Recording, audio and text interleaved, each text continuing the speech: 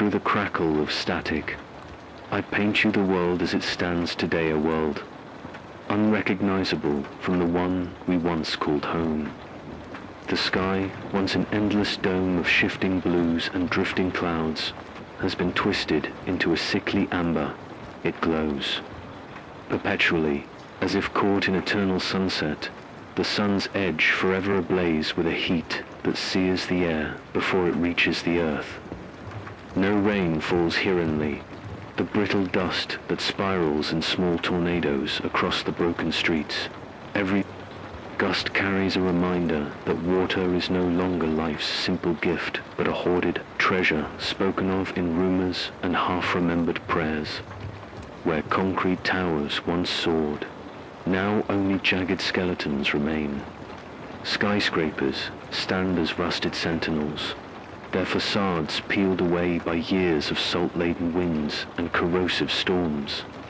I drive through avenues littered with shattered glass and twisted rebar, the bones of modernity strewn like discarded toys from a bygone age. On the outskirts, suburban neighborhoods have collapsed under the weight of rot and neglect. Front doors hang on broken hinges, lawns are nothing but cracked earth, and the hollow echoes of abandoned homes whisper of lives ended or uprooted. In the distance, once familiar landmarks have dissolved into myth. The river that cut through. The city's heart is now a hardened, gullied scar, its bed so sun-baked it crackles beneath my boots like parchment. Bridges lie collapsed, half submerged in the dunes of silt that have buried highways and rail lines alike. The cathedral spire, which used to pierce the sky, now tilts precariously, its stained glass windows shattered, the rose window shards melting in the glare of an unyielding sun. Even the old grain silos, monuments to human abundance, sit empty and silent. Their rust-flaked cylinders, the restroom of scavengers rather than pillars of plenty. Civilization's veneer peeled away long ago. Governments fell like dominoes. In the chaos of failed harvests and collapsing economies, there is no central army patrolling these lands only, loosely organized survivor enclaves, each with its own code. Some band together under the banner of shared need, pooling their dwindling rations in exchange for protection. Others have fractured into rogue factions, preying on those desperate enough to risk crossing their territory. I've heard of the Iron Hawks to the Northern militia that hoards medicine and enforces their rule with automatic rifles and ruthless patrols. To the south, the Dustwalkers claim to barter water for safe passage, but many who follow them vanish into the shifting dunes, never to be heard from again. In what remains of the city's old broadcast tower, I keep my simple transmitter alive. My companions are the hum of a failing generator and the intermittent beeps of a battered battery meter. Every broadcast is a gamble. Will the equipment hold long enough to reach someone? Out here, even hope must be rationed. At night, the temperature plummets, and the desert's chill creeps in through the cracked walls of this makeshift shack. By dawn, the mercury soars again, baking the metal roof until it groans, as if lamenting what we've done to the planet. Water is measured in drops and precious beyond words. I've seen men trade entire packs of canned food for a single liter. Wells have run dry or turned bitter with fallout. Rivers, reservoirs, and aquifers lie poisoned or evaporated, replaced by salted dust that stings the throat and gums. The few functioning springs are fiercely guarded suicide missions for the unwary. When I used to report on government forecasts and dam projects, I never imagined the rivers would bleed dry, or that walls of water would trump walls of stone, swallowing towns whole in a single furious surge. Yet here we are, caught between drought and deluge, never safe from one long enough to rebuild against the other. Every horizon tells its own tale of loss, but still, I press on. I scan the emptiness for signs of survivors. A tattered flag snapping against a collapsed overpass. Footprints paused by a crumbling mural, distant wails carried on the wind. I speak into the microphone, my voice hoarse but unyielding, describing this scorched cathedral of human endeavor so that someone, somewhere, might know they are not alone. I build my narrative from the rubble because if the story isn't told, then perhaps the last flicker of humanity will finally go dark. And so I keep broadcasting, mapping a world undone, waiting for the faintest crackle of response that says, I hear you, I'm still here. I am the one they call the voice of the storm. My name is Mara Elias, though you'll hear it only once in a while, and even then, it's muffled through the static. I've lived long enough now that I remember a world before the world cracked, before the sky turned redder than an open wound and the ocean's fury drowned entire coastlines. I remember a time when I was someone else, a broadcast journalist with a steady paycheck, a phone that worked, and the luxury of choosing my words instead of begging them for survival. Every morning, I wake to the same routine, coaxing, sputtering. Life from my makeshift generator, checking water reserves 10 liters, if I'm careful, and eyeing the canned rations that last me roughly 5 days.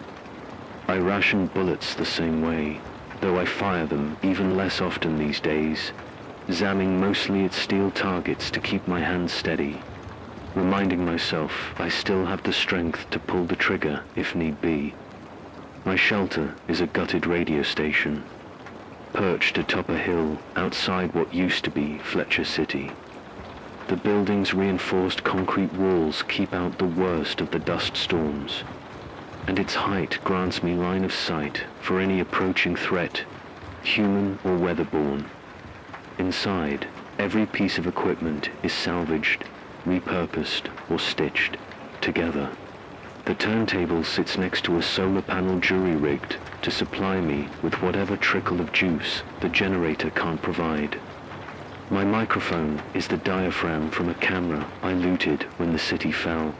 The headphones, scavenged from a raider I beat in hand-to-hand combat 2 winters ago. Weapons and memories, side by side on dusty shelves. At night, I retreat to a dark corner, wrapping myself in a tattered sleeping bag while the frequency dial hums. Sleep is always uneven, haunted by the distant howls of pack rats and the memory of my daughter's laughter. Gone 15 months now. I still dream she's calling me back from the dresser, tugging at my sleeve. But I wake to the same emptiness, the ache of silence that no broadcast can fill. Why do I keep sending my voice into the void? Because every crackle of response is a promise of connection. I remember the day I heard my first reply in automated tone at first, then a voice, Mara. Is that really you? It was Jonah, my former producer, broadcasting from a hidden outpost nearly 200 miles away. For an instant, I felt hope bloom in my chest. We traded coordinates, shared ration tips, and for the first time in years, I felt less alone. I told him I'd be on air at dawn, and at that moment, the static felt like lifeblood running through my veins. It's that possibility of finding someone else out there that keeps me inventorying batteries at 3 in the morning and braving the rack of succumbing storms to scrounge parts. The idea that my voice might guide a lost traveler, or that someone might guide me home, is stronger than any fear. Hope is thin, like a sliver of moon caught behind a cloud of ash, but I clutch it tighter than any weapon. I once had a life fixture, my daughter, Leela, named for the lilac bushes in my mother's garden. I taught her to sing nursery rhymes. I scrawled her name in my notebooks alongside interview notes and broadcast schedules. When the hurricanes started intensifying Category 4, then 5, then an impossible 6 evacuation orders sounded like sirens at a firing range. We packed what we could carry, but in the chaos at the ferry docks, I lost her. The crowds surged. My arms, heavy with supplies, slipped from hers, and in the cacophony, she was gone. I retraced every road, every wreckage of overturned cars, every flooded underpass, but Leela never turned up. I found survivors who claimed to see a little girl wandering the storm surge, drenched in seafoam, but those were just rumors, ghosts conjured by guilt. So I came back to this station, took up the microphone, and vowed to speak her name into the storm until the winds carried it back to me. The studio walls are covered in peeling maps, each with red pushpins marking last known locations. And I leave a pin unpinned every night so I can imagine her footsteps still moving forward. I've lost family, friends, colleagues, and the confidence that anything would ever be the same. But in their absence, I carry their memories like talismans. I read aloud their names and stories into the static Walter, the news anchor who taught me to modulate my voice. Sophie, the intern who brought me coffee every morning. The city council members who refused to give up trying to hold the levees. Together, in each memory lies a spark, a flicker of who we were, and I listen for echoes in every crackle of interference. Practical survival is one thing, water, food, shelter, and defense. But sustaining the spirit, maintaining a sense of purpose, something more. I collect scraps of music, an old jazz record warp rippled with rust, a battered cassette with children's songs I recorded in 2018. I find poetry fragments scrawled on notebook pages, and I read them over the air, where the mind is without. Fear or hope is the thing with feathers. These aren't mere distractions. They're counterweights against despair.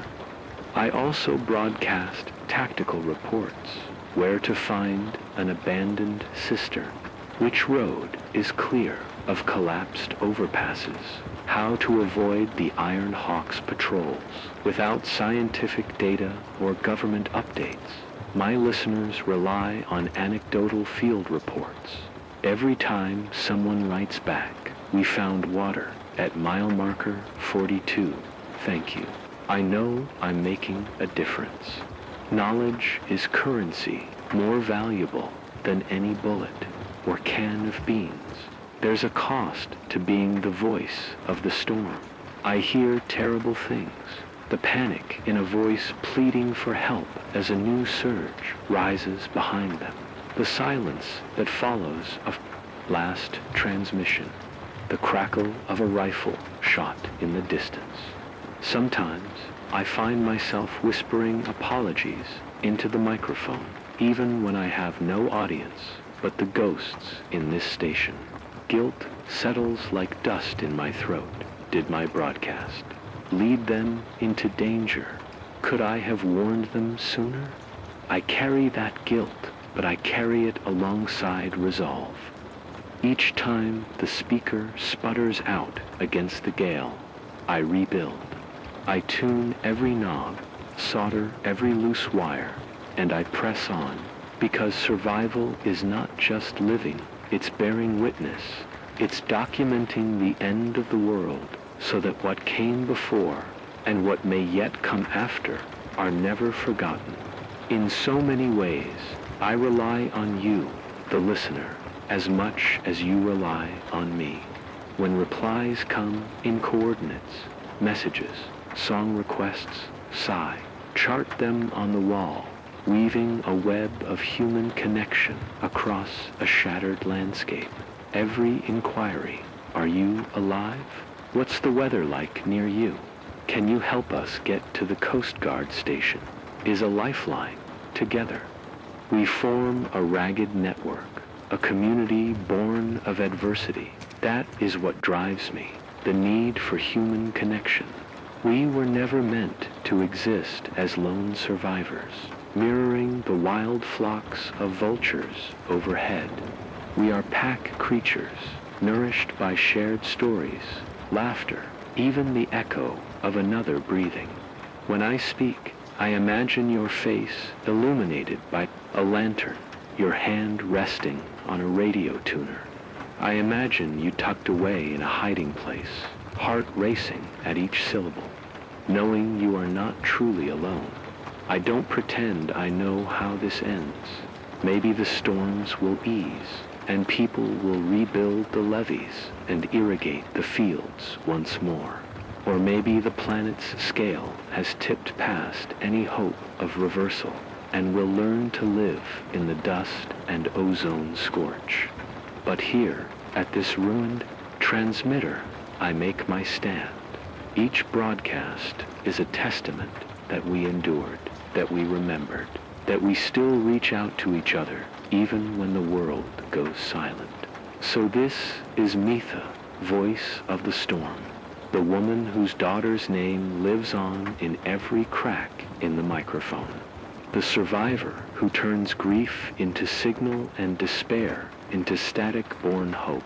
I will keep speaking until the last battery dies, or until someone, somewhere, extends that faint but unmistakable voice back to me, Mara. We're still here, and in that moment, I will know it was all worth it. Static hisses through the headphones as I flip the frequency, searching for any other signal. But out here, 300 miles inland, from the coast where the city once sprawled, there is only the roar of imminent danger. They've christened it Hurricane Helene, the first Category 6 storm ever recorded. It's spiraling, eye-feeding off ocean temperatures warmed beyond historical records. It's a name that sounds too gentle for what's coming. Helene, the Greek goddess of calm, says yet the barometers warn of a tempest unlike any our grandparents ever faced. For 72 hours now, I've monitored the storm's approach. Each broadcast, I update you on the barometric pressure. 960 millibars, 945, 920. The low keeps falling, a death knell measured in numbers. A Category 1 hurricane begins around 980 MB. Helene's already shattered the scale. Winds at the outer bands gust over 180 miles per hour, tearing at rooftops and peeling away highway overpasses like tissue paper. Experts, those who survived, to share data say Helene's maximum sustained winds exceed 200 miles per hour, with gusts pushing 250 miles per hour near the eye wall. At those speeds, steel transmission towers collapse, wooden poles splinter, and reinforced shelters shudder on their foundations. The ocean beneath Helene is an inferno. Surface temperatures topping 31 degrees Celsius, 88 degrees Fahrenheit, fueled by equatorial currents, diverted northward by a shifting jet stream. Warm water powers hurricanes, converting heat into the explosive force of the storm's winds. With every degree Celsius above the climatological norm, storms intensifying climate change has delivered Helene's engine on a platter. It's the physics I learned in college, the charts dust-covered in some forgotten archive, now unleashed as nightmares in real time. Coastal communities along the Gulf, their names torn from the map, have already been devastated. Reports trickle in of entire municipalities vanished by a 14-foot storm surge, seawater surging inland to drown hospitals, schools, and churches. Saltwater has invaded freshwater aquifers, turning drinking wells into brackish traps.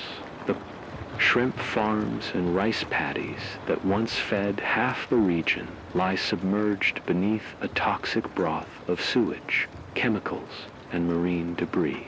Roads are impassable, bridges washed away. The National Guard's remnants retreat further inland each hour, their convoys swallowed by rising tides or ambushed by desperate marauders. Here, at my hilltop station, I can just make out the horizon.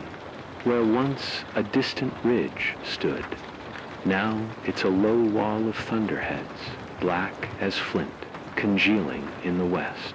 The sky to the east still holds its amber hue, but that too will change when the storm's leading edge arrives, an astronomical collision between the dusty sunset and Galene's swirling chaos. Survival now depends on alliances formed in the crucible of crisis. 2 weeks ago, I crossed paths with the Red Crescent Convoy 3 trucks, bristling with canned beans, powdered milk, and water purifiers.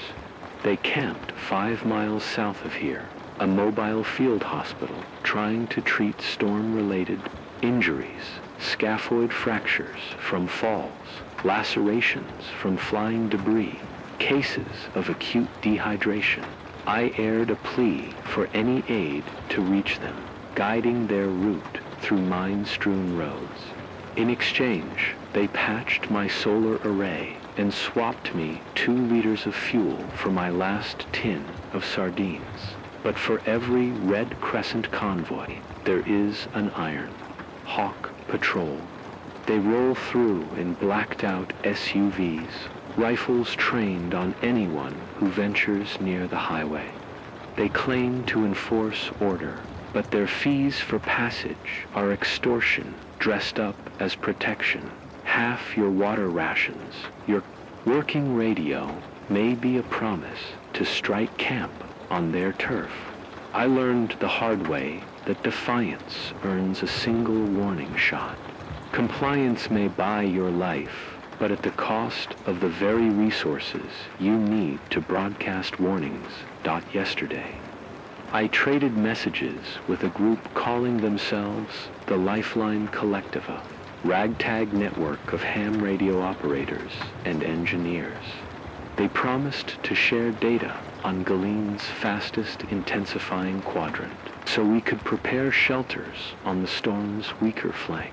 But when I tried to tune into their last transmission, only silence answered. The wind must have carried it away, or perhaps they fell victim to raiders. Now I carry that risk with every broadcast. The hope I send out could place someone in the crosshairs of killers. Each dawn, survival becomes a steeper climb. Food caches dwindle. Water demand outpaces supply. My rain captures System 6 barrels, tied beneath a warped tin roof, has been bone dry for weeks. Wells are either long pumped out or filled with toxic runoff from the last deluge. The generator sputters on its 3rd overhaul of spark plugs and wiring. Its gasoline rationed to 6 liters a day, enough for 2 hours of broadcast.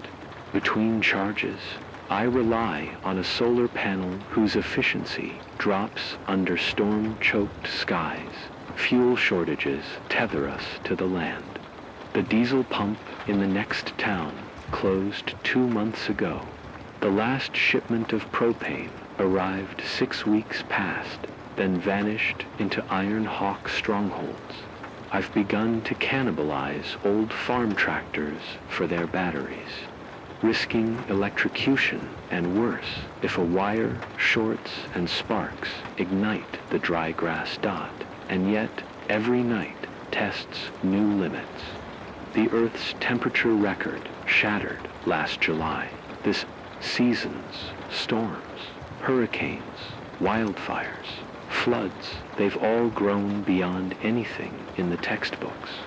What used to be once-in-a-century events now hit us every 6 months.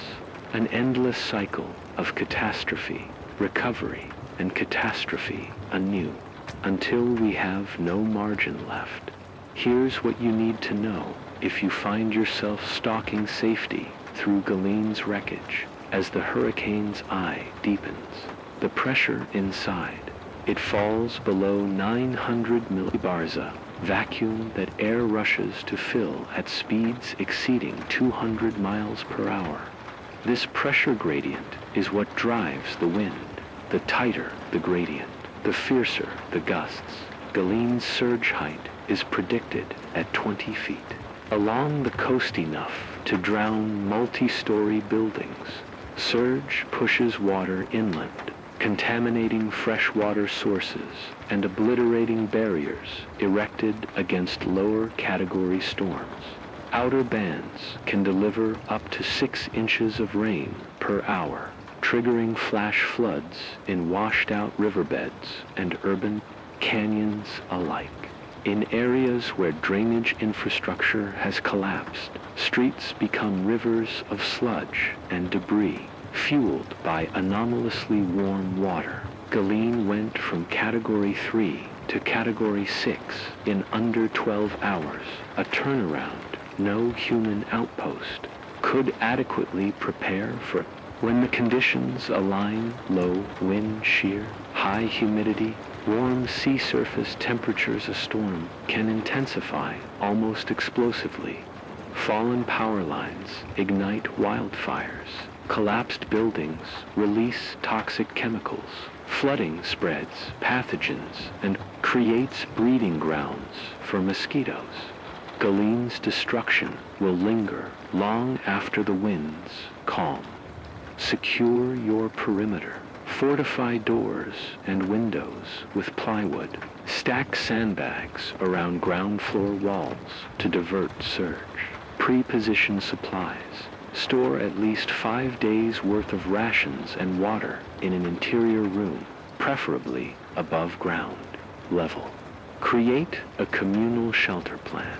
Identify any nearby structures, old schools, reinforced bunkers, even subterranean parking garages that can withstand wind loads better than flimsy homes. Agree on a rally point. Maintain your generator. Keep at least 10 liters of fuel per week. Change spark plugs and filters regularly to avoid mid-storm blackouts. Monitor pressure changes.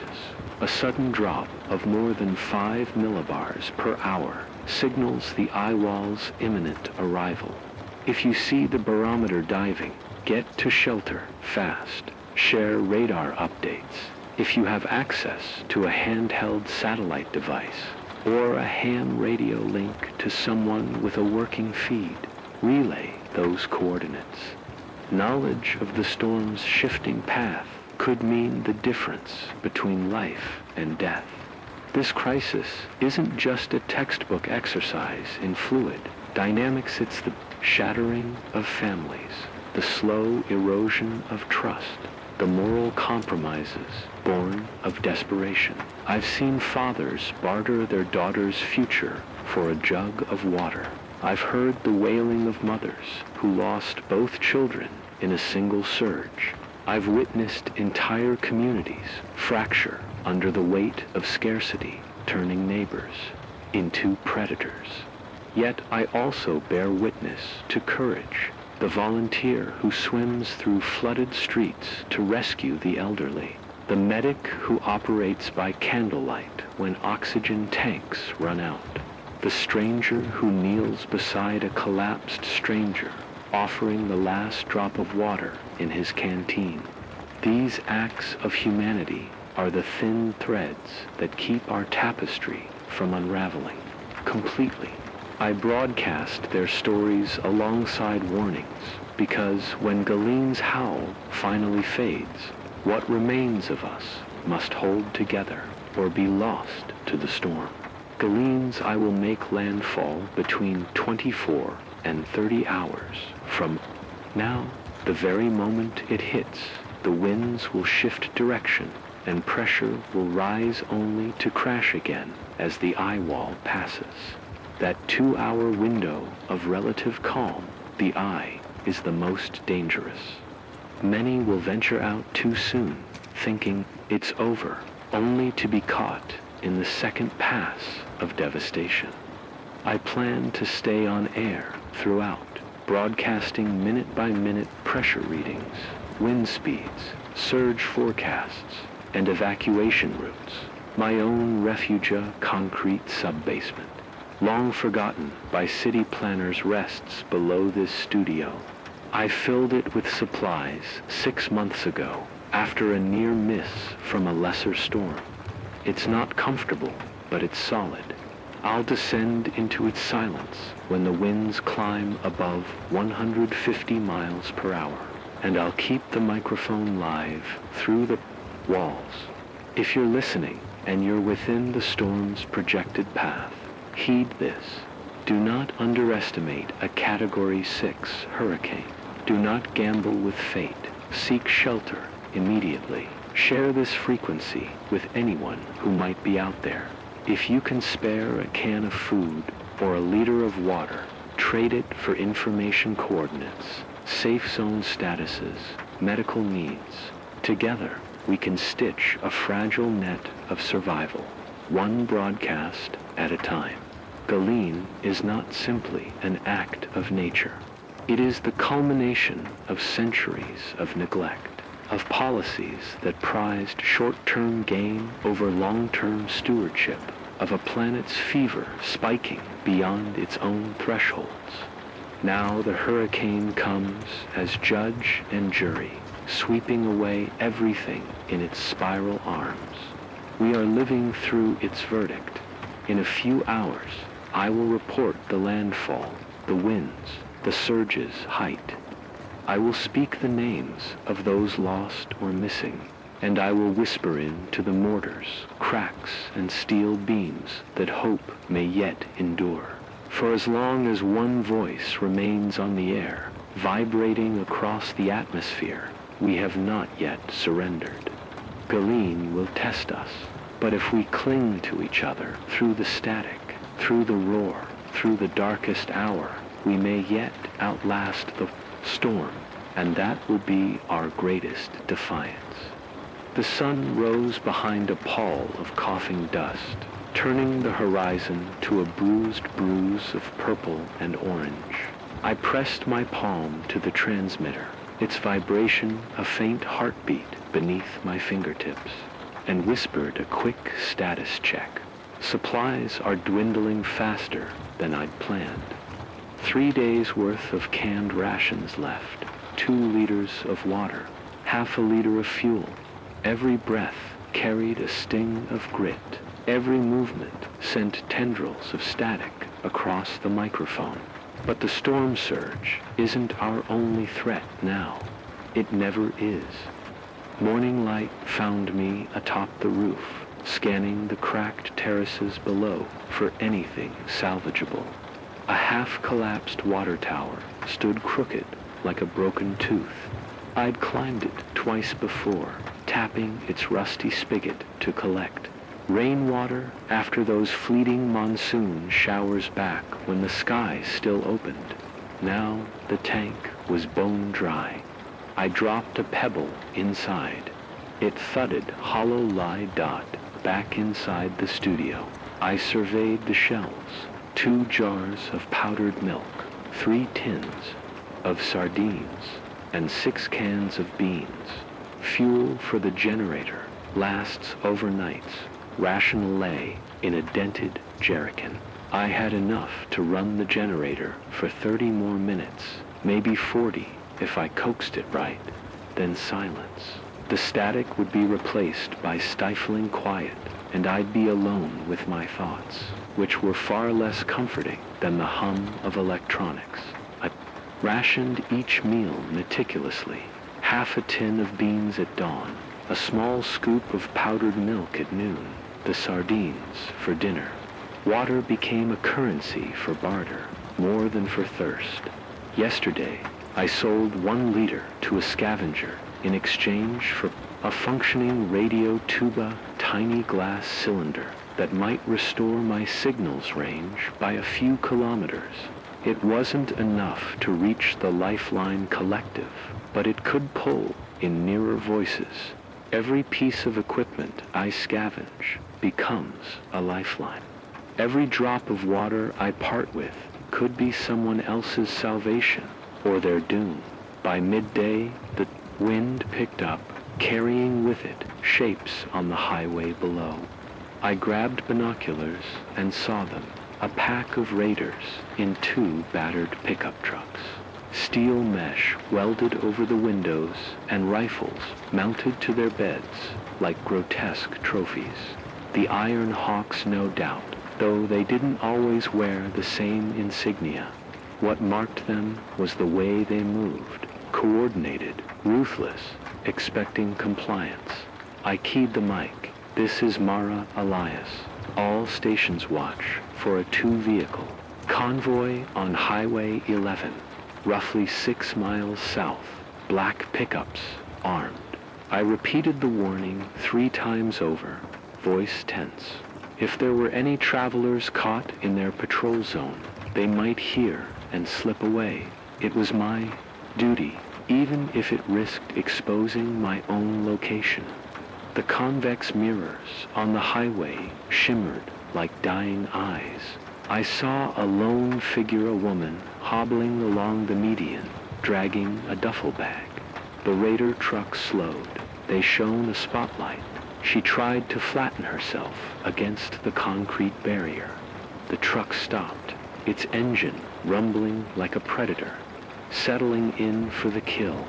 I caught my breath, hand clenched on the mic, but my transmitter lacked the power to break through the wind.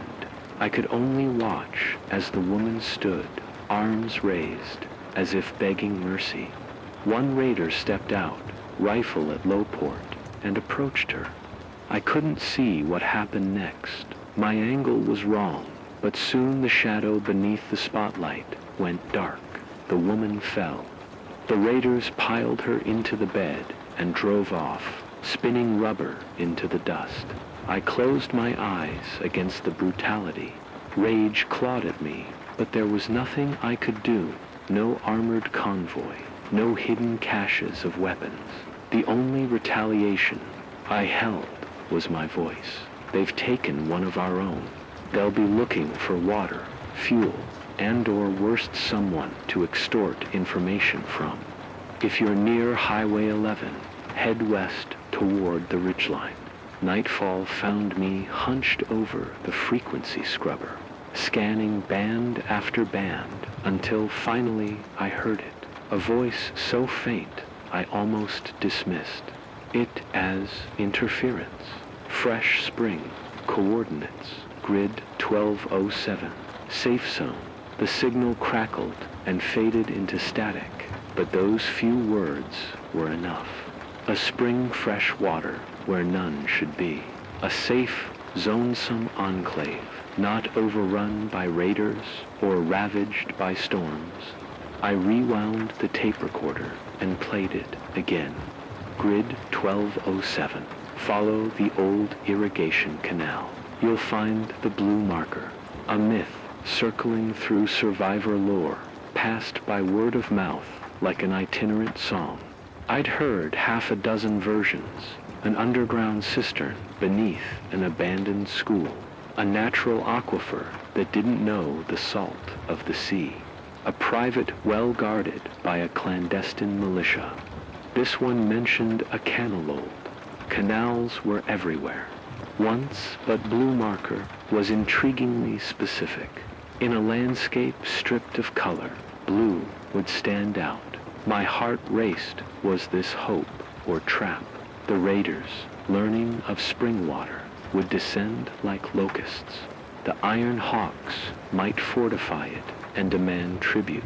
But if it existed, even as mere rumor, it could be a turning point. Enough water to restart hydroponic systems. Enough for a community to rebuild. Enough, dare I say, for us to find a foothold beyond mere existence. I lay awake under the thin blanket, staring at the ceiling beams. The generator's aftershock hummed through the walls, its ebb and flow familiar like a stethoscope against skin. I closed my eyes and heard my daughter's laughter echoing in the corridors of memory. And then the woman on Highway 11, her arms held high, and the splash of blood on cracked concrete. I felt a knot in my gut. This world has become a ledger of losses, each one debited from our humanity. Should I chase this spring? My water reserves could get me halfway to grid 1207, assuming my maps were accurate. The journey would take 3 days on foot through territory controlled by marauders and choked by dust devils. If I were caught, I'd lose everything: the station, my voice, the fragile community anchored to my signal. And yet, if I stayed here, broadcasting warnings while my own well ran dry, I'd be no better than a corpse speaking into the void. Hope felt like a weapon too sharp to hold, its edge cutting both ways. But I remembered Jonah's voice when he answered my first broadcast. I remembered the surge of connection, of solidarity that rippled through the frequency. And I knew that hope, precious and dangerous as it was the only thing worth risking. Because if I could find that spring, I could share its location with everyone listening. I could ignite something more than survival, the possibility of renewal. At dawn, I packed 2 liters of water in bladders strapped to my belt, 6 days of ration bars, my pistol with 5 rounds in the magazine and 2 in my pocket, the spare, radio tube tucked in a plastic vial, a hand-drawn map with grid squares traced in red ink. I'd marked the old irrigation canal's start point near a half-buried pump station 10 miles east of the Iron Hawk checkpoint. I circled the map with an aching finger. Station gives ridge, road gives canal, gives grid 1207. I couldn't be sure. The canal still had water, but the caller insisted on blue marker. I sketched the Symbiola spray-painted arrow pointing north, tinted with faded azure. If I found that arrow, I'd know I was close. I left a note on my desk, gone, to seek spring, will return or broadcast from position, and I hit the road. The first 10 miles were mercifully quiet, just the drone of my boots on crumbling asphalt and the occasional click of a cicada struggling to breathe. At midday, I spotted a small group of survivors huddled around a makeshift Stilla 4-gallon jug and a coil of copper tubing. They wore ragged suits stained with chemical burns. I raised my hands, lowering the pistol. They called themselves the Alchemists, former chemical engineers who'd rigged a contraption to distill urine into drinkable water. The yield was small, half a cup per person per day, but potable. I traded them a ration bar and the radio tube for a plastic jug of water. They warned me of increased raider patrols 5 miles ahead and spoke of a blue marker near the canal's entrance. They'd heard the rumors, too, trading stories in hushed voices around the still at dusk. I reached Ridge Road, the checkpoint, bulwarked by sandbags and barbed wire. 2 Iron Hawks lounged on stacked cinder blocks, playing cards by the light of a kerosene lamp. I approached with open palms, offering the jug of distilled water as tribute. They eyed it like sharks sniffing blood, then let me pass with a curt nod, but not before one pressed a card into my palm, a crudely drawn blue, arrow pointing north, accompanied by the scrawled words, "Trust none." My heart leaped, the first concrete sign of the marker. I slipped away into the brush of dead grass, following the arrow's direction, adrenaline stirring beneath my skin.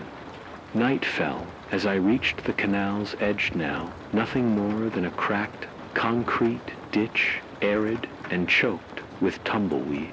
Under the low moon, I spotted the faint outline of spray paint on a nearby wall, a jagged arrow tinted with what must have been blue. Time and sun had bleached it to nearly gray, but the shape was unmistakable. I dropped to my knees and brushed away the dust, revealing a sequence of symbols. 3 arrows, each nested within the next, pointing upward. Beyond the marker lay a break in the canal's concrete wall, where the ditch dropped into the earth through a narrow tunnel.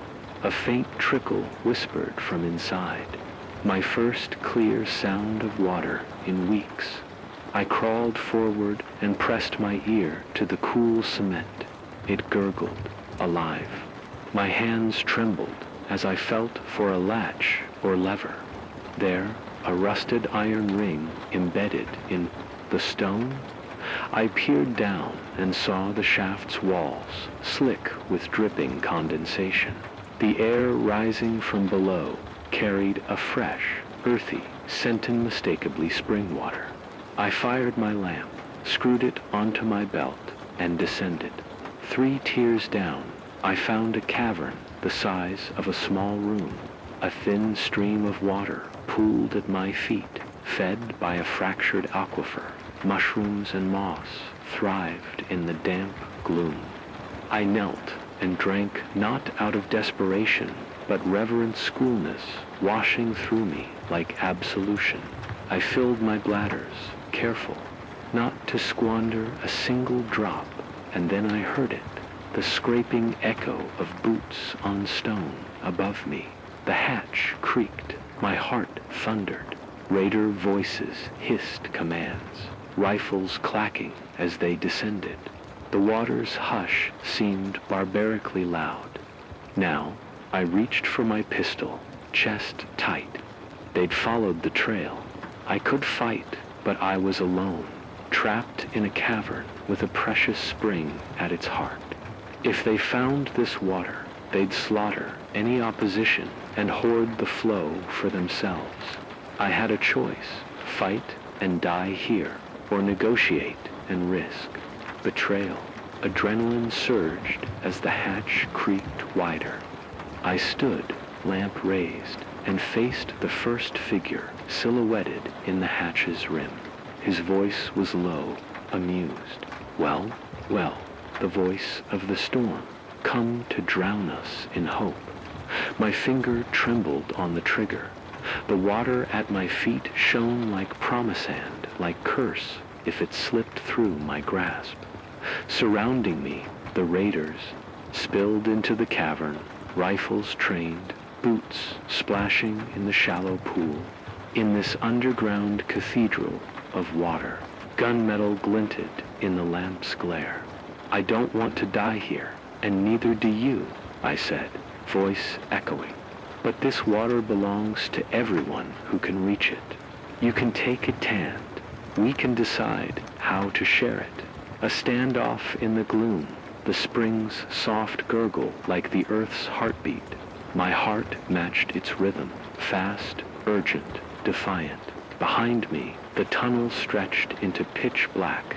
I could bolt, vanish into the labyrinth, and risk collapse. Or I could stand and hope that even the raiders, in their desperation, might hear reason in the sound of water's life.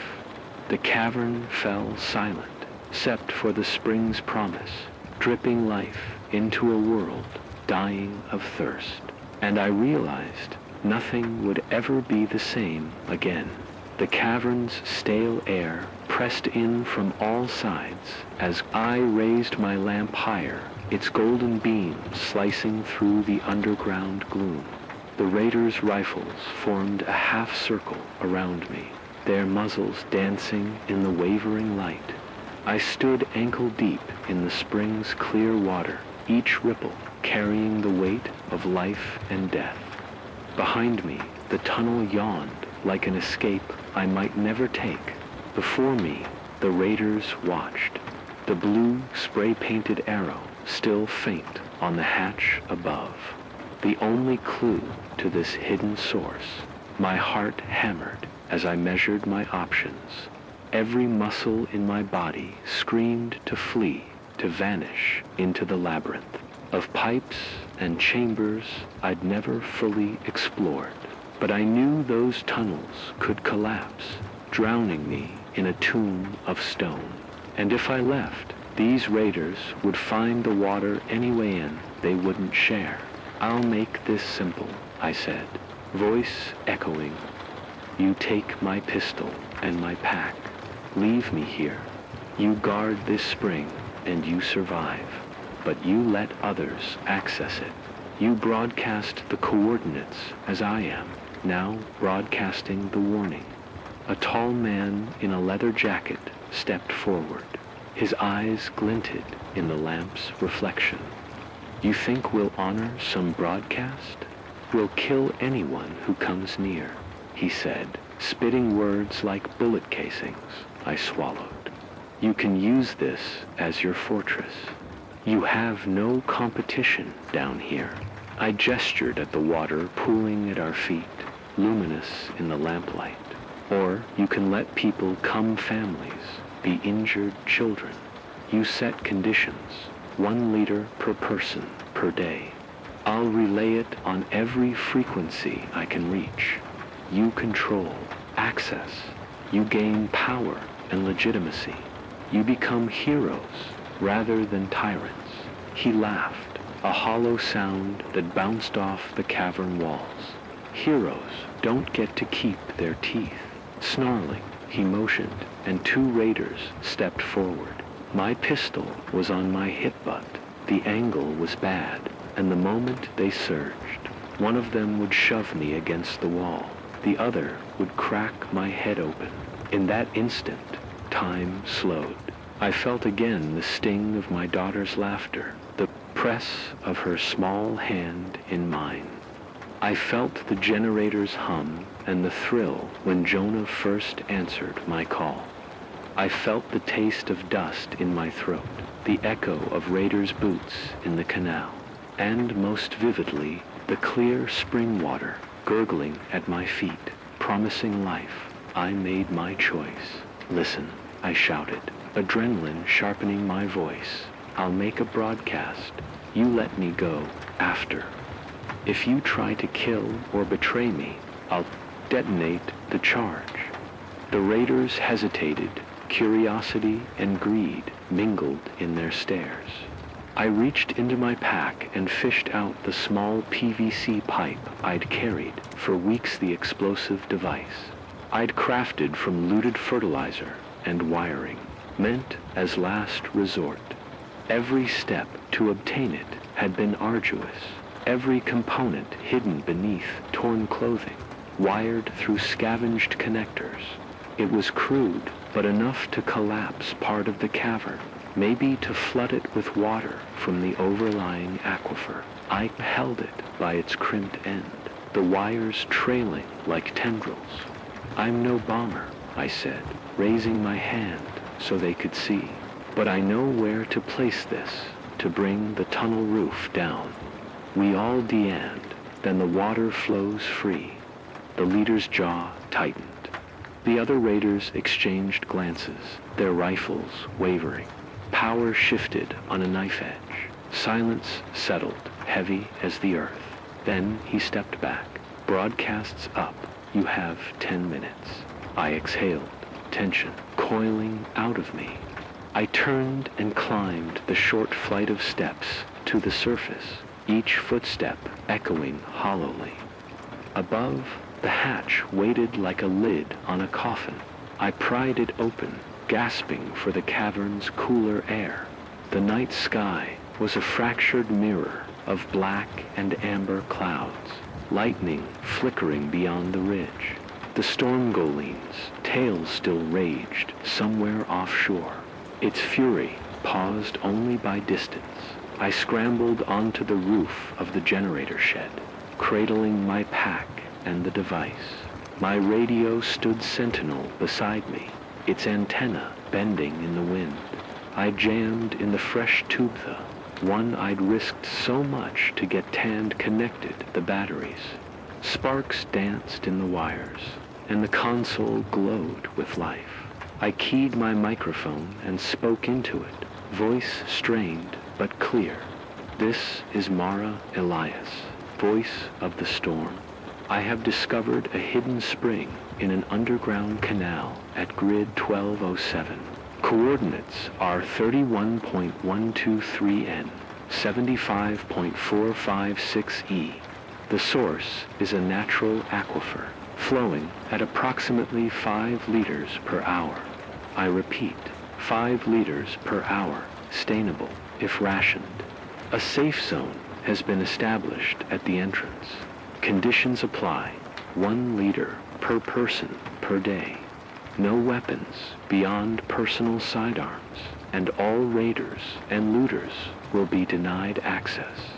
You must approach as unarmed travelers, signal with a single flashlight flash, and wait for guidance.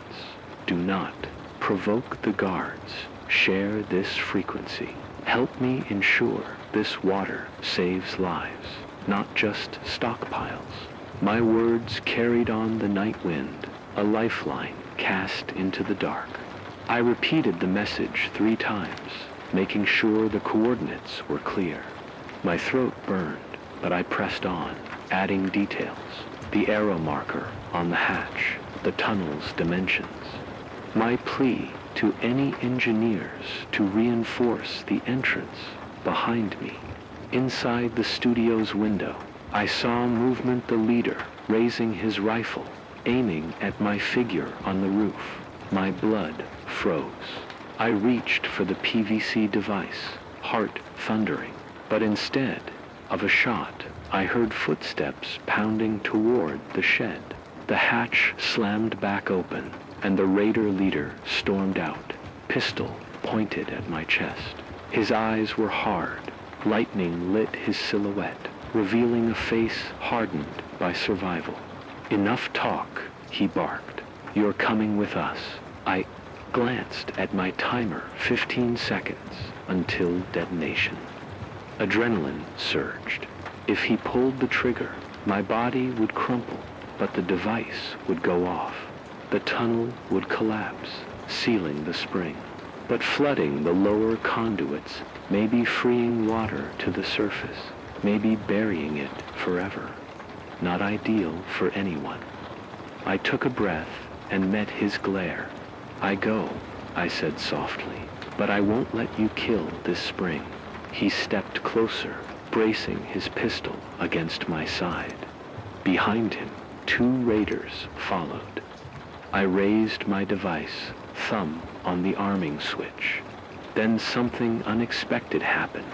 He reached out and laid his hand over mine. His grip was iron, but his voice was low, urgent. No explosions. We want that water and you. We'll make good on the broadcast, but you stay alive. I hesitated, senses whirling, then nodded. My thumb lifted off the switch. The thing remained dormant in my hand. He motioned to his men. Load her up. We move at first light. I descended into the tunnel once more, flanked by raiders, but alive.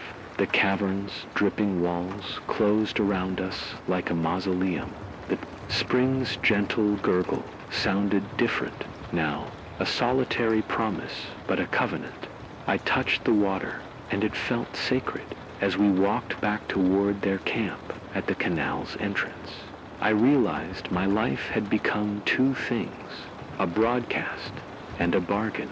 My voice would carry their promise of peace. They would protect the spring. Together, we'd face Galene's wrath and the world's aftermath. Outside, the sky convulsed with distant thunder. My radio, strapped to my back, pulsed with power and peril. Ahead lay the desert night, the ridge where the Iron Hawks might still patrol, the path back to the station, the climb to the broadcast tower. Every step forward carried risk, but beneath my boots flowed something more precious than fuel.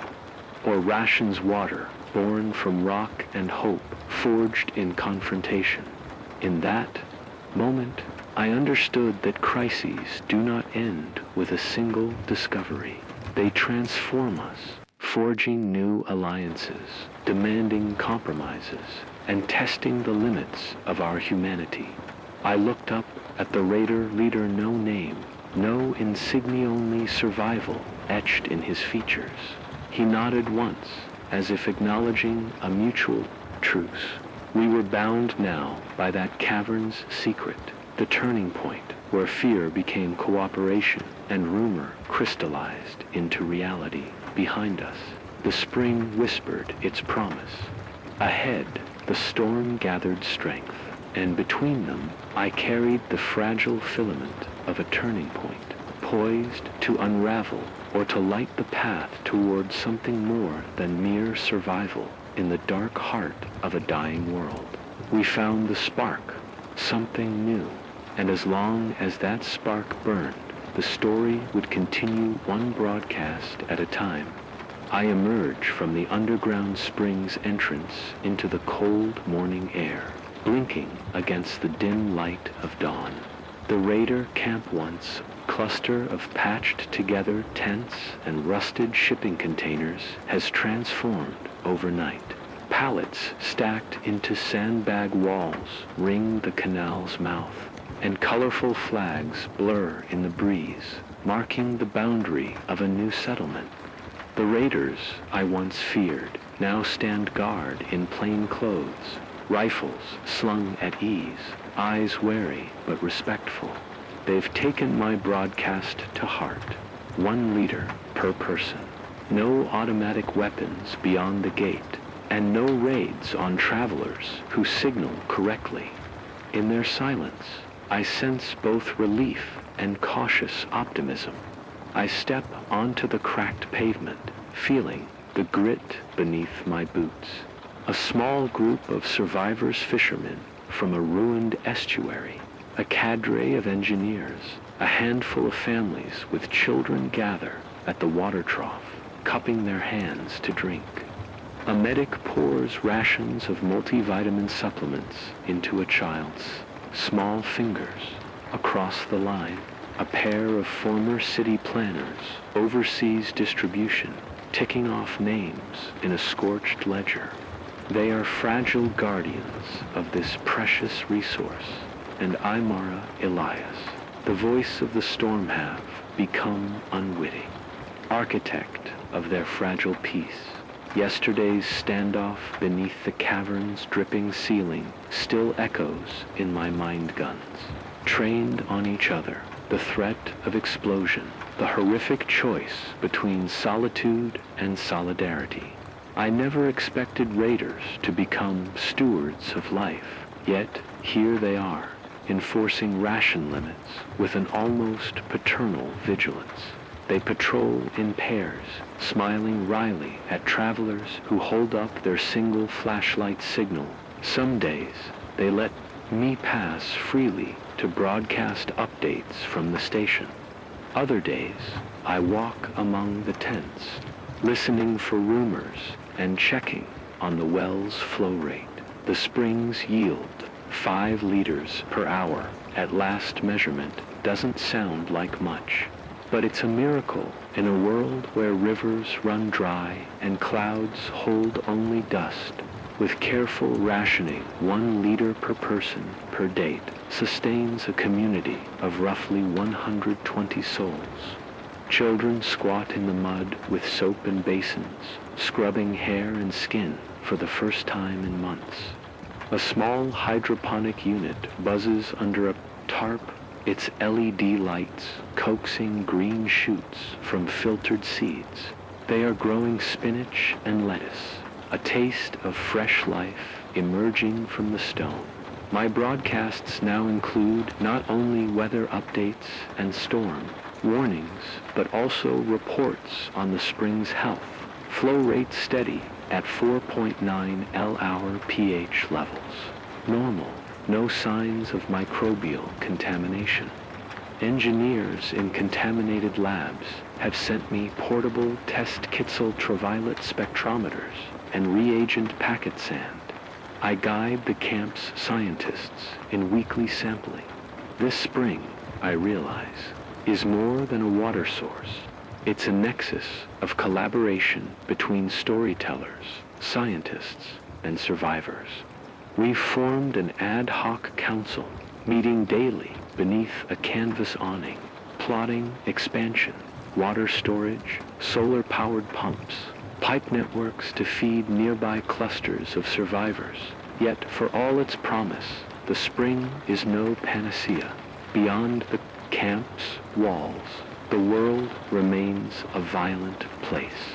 Yesterday, raiders intercepted a convoy of scavengers bringing metal scrap for trade. With the spring's authority behind them, they brokered a fair exchange scrap for spare parts for the generator. But those scavengers came terrified. They'd been driven from their homes by an acid rain event 2 nights ago. Droplets of pH3 burning through garment fibers and blistering skin. They sought refuge here, asking if the camp could hold them. The council debated whether the spring could sustain more mouths. In the end, we agreed 24 new faces, a 20% increase in demand, a risk we'd share together. It felt like stepping onto thin ice, but to refuse felt like turning away from humanity, standing beside the trough.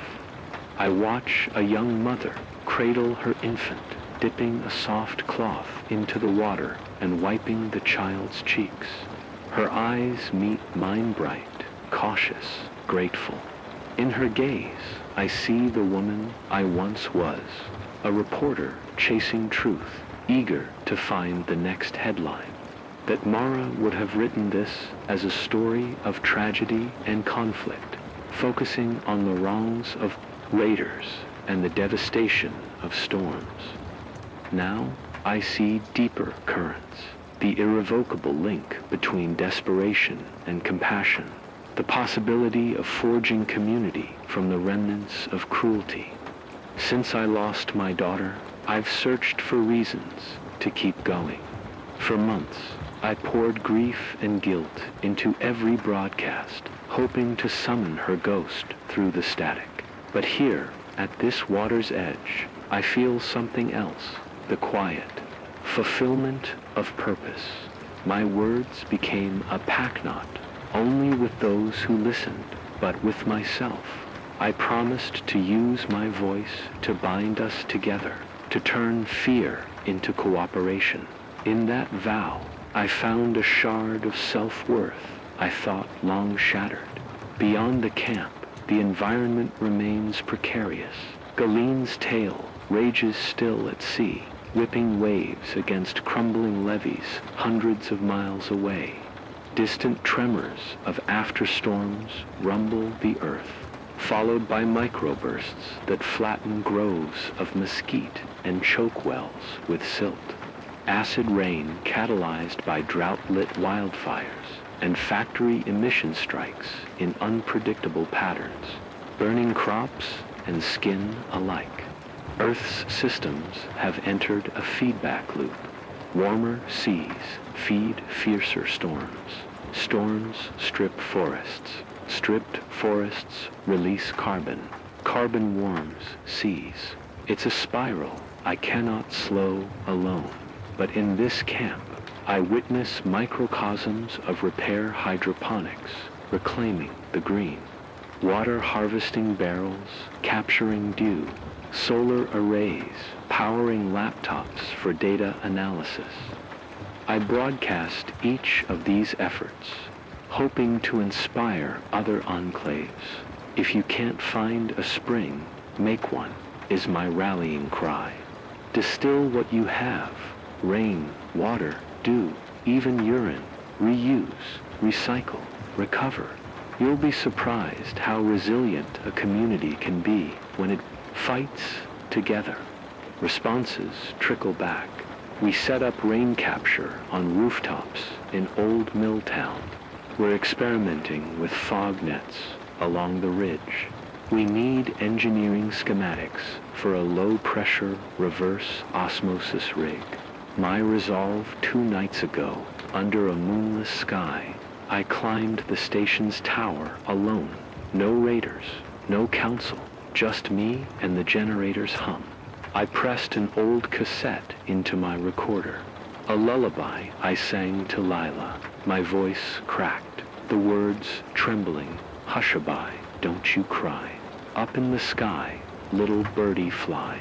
I let it play 2 times into the void. Static swallowed the melody. But in that static, I felt her presence, not as a phantom, but as a living thread in the tapestry I'm weaving with every broadcast. Loss remains a lodestar, guiding me honoring what was gone by building what can be. Morning light gilds the camp's canvas walls as I approach the council tableland, upturned spool of cable propped on cinder blocks. The engineers pore over pipe-fitting drawings. The medics tally medicine stocks. The planners mark expansion for future gardens. When I arrive, they pause. I produce 2 jerrycans filled with water hour, weekly bonus from a successful campaign to divert moisture from the coastal fog. The group erupts in relieved cheers. Children run to fill cups, their laughter shining brighter than any lead. We discuss next steps, building a flotilla of solar-powered pumps to distribute water uphill to adjacent canyons, training newcomers in hydroponic farming. A nomadic water watch convoy to scout for other springs or wells. Each plan carries risk fuel for pumps, plastic tubing vulnerable to UV brittleness, teams exposed to raiders and storms. Yet, in the hum of discussion, I recognize something miraculous. Hope measured not in vapor, but in shared ambition. Across the canyon, where the broken riverbed once lay parched, a seam of green has begun to stitch itself. Our camp's stock took root in the silty soil we churned and fertilized. Tiny shoots of millet and rye bristle in the gray dust. Their resilience speaks of nature's stubborn will to live. In the dawn's light, I see bees imported from a distant apiary buzzing among sunflowers planted as pollinator magnets. It's a fragile Eden in the desert, a testament to what small hands and patient hearts can cultivate. Yet everywhere else, the landscape remains brutal. Miles of bleached earth, skeletons of trees lifted from their roots, salt flats shimmering like a specter of the drowned coast. The sky, still washed in amber, no longer hints at rain. Clouds form, but they hold fast to their burden of dust. The atmosphere has become a murky superlens, trapping heat and blinding us to the horizon. Of silver iodide loosed into evaporative plumes, but results are inconclusive. The sky's memory of water has grown polite, resisting our coaxing dot as I sit by the trough. Penning my broadcast for the evening, I reflect on the arc of these past weeks. I've walked the boundary between life and death, trading threats of violence for promises of mutual aid. I've broadcast not only warnings, but tutorials in survival, how to build a still, how to fortify doors, how to test for contaminants. I've traded bullets for blueprints, transformed raiders into gardeners, spun sorrow into semblances of community. I am not the same woman who lost her daughter on a storm-ridden ferry dock. I am someone reborn in mud and sweat, galvanized by necessity into a shepherd of humankind's fragile spark. My voice no longer trembles with grief. Alone it carries the timbre of leadership, of conviction that even in a dying world, we can forge pockets of life worth living. The camp is a drop in the ocean of desolation, but perhaps, like a seed, it can take root and spread. Other survivors may hear our story, may replicate our methods. If we can stitch together enough bastions of cooperation, the spiral of catastrophe may slow, or at least will learn to ride its currents, rather than drown in them tonight. I will broadcast this update, ending with my usual sign-off. This is Mara Elias, voice of the storm. Keep your spirit alive. Keep your eyes open for every little drop of hope. Even when the sky refuses to give us rain, we'll gather our own. Together we endure, over and out. And as the microphone goes silent, I will step away into the camp's soft glow, among faces etched with hardship and hope alike. We will share water, stories, perhaps songs. In that communion, I will hear Leela's laughter in a child's giggle, taste her lullaby in the wind among the sunflowers. The world has not reset, and the sky remains a relentless furnace butt here. In a small patch of reclaimed earth, life continues. And that, I believe, is everything. I sit on the edge of the trough as the sun dips low. Its amber light filtered through a haze of dust and exhaust. Behind me, the settlement hums, quietly a lullaby of whispered planning sessions. Metal clinks as water jugs are refilled, children chasing one another between tents. I close my eyes and let the soft murmur carry me back through everything that's brought us here. We have water, not a river, not a reservoir, but a thin vein of life winding through rock and ruin. It's not enough to irrigate fields or fill swimming holes, but it's enough to drink, to wash, to seed hope. I still measure its flow each morning 4.7 liters per hour yesterday, down from 5.2 the week before.